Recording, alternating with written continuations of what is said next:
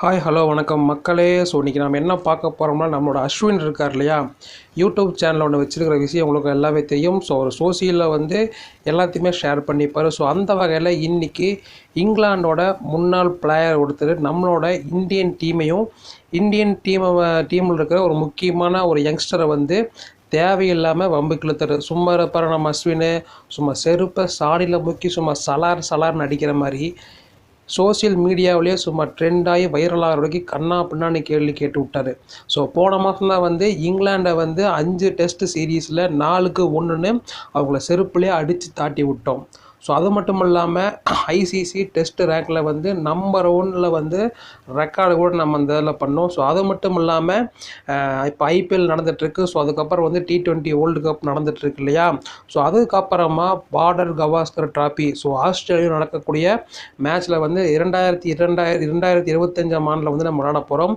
So அதை பற்றின ஒரு சின்ன ஒரு இது கூட நேற்று ப்ரெஸ்ஸில் வந்து விட்டுருந்தாங்க, அஃபீஷியல் அனௌன்ஸ்மெண்ட் கொடுத்துருந்தாங்க ஆஸ்திரேலியன் கிரிக்கெட் டீம். ஸோ இதை பற்றி இங்கிலாண்டோட முன்னாள் அணியினர் வந்து என்ன சொல்லியிருக்காருன்னா, இந்தியாவை பொறுத்த வரைக்கும் அவங்க உள்நாட்டில் தான் பீத்திக்குவாங்க, ஜெயிச்சுக்குவாங்க, வெளியே போனால் மண்ணை கவ்விடுவாங்க, இந்தியன்ஸ் வந்து எதுக்குமே வந்து லாய்க்கு இல்லாதவங்க, அப்படி இப்படி ரொம்ப கேவலமாக மட்டம் தட்டி பேசிகிட்டு இருக்காங்க.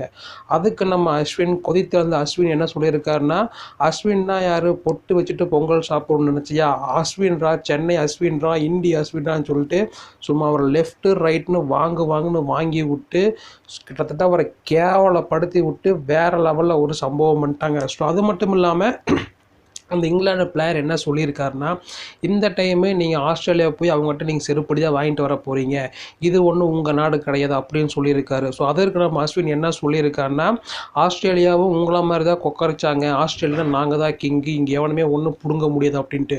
ஸோ அதையே பீட் பண்ணுற வகையில் கிட்டத்தட்ட ஒரு 2 இயர்ஸுக்கு முன்னாடி போய் கப்பா அவங்களோட கோட்டைன்னு கொக்கரிச்சாங்க, அங்கேயே நாங்கள் ஜெயிச்சு கப்பை வாங்கிட்டு வந்துட்டோம். ஸோ அதை விட பெஸ்ட்டான டீம் எங்ககிட்ட இருக்குது, வேர்ல்டில் நீங்கள் எங்கே டெஸ்ட் சீரீஸ் வச்சாலும் இந்தியனால் ஜெயிக்க முடியும், ஸோ எங்களுக்கு தன்னம்பிக்கையும் கான்ஃபிடண்ட்டும் ரொம்ப அதிகம் சொல்லிட்டு அவரை வேறு லெவலில் ஒரு கழுவி ஊற்றிட்டாரு. ஸோ இதிலிருந்து என்ன தெரியுதுன்னா, இந்தியன் நினச்சா எங்கே வேணால் எதுலேயும் சாதிப்பான்னு தெரியுது. ஸோ எவனாவது இந்தியனை பற்றி கேட்டால் அவனுக்கு செருப்பு பீயும் அப்படின்னு கூட அஸ்வின் சொல்லியிருக்காரு. ஸோ நாளைக்கு இன்னொரு நியூஸை சந்திக்கிறேன். நன்றி, வணக்கம்.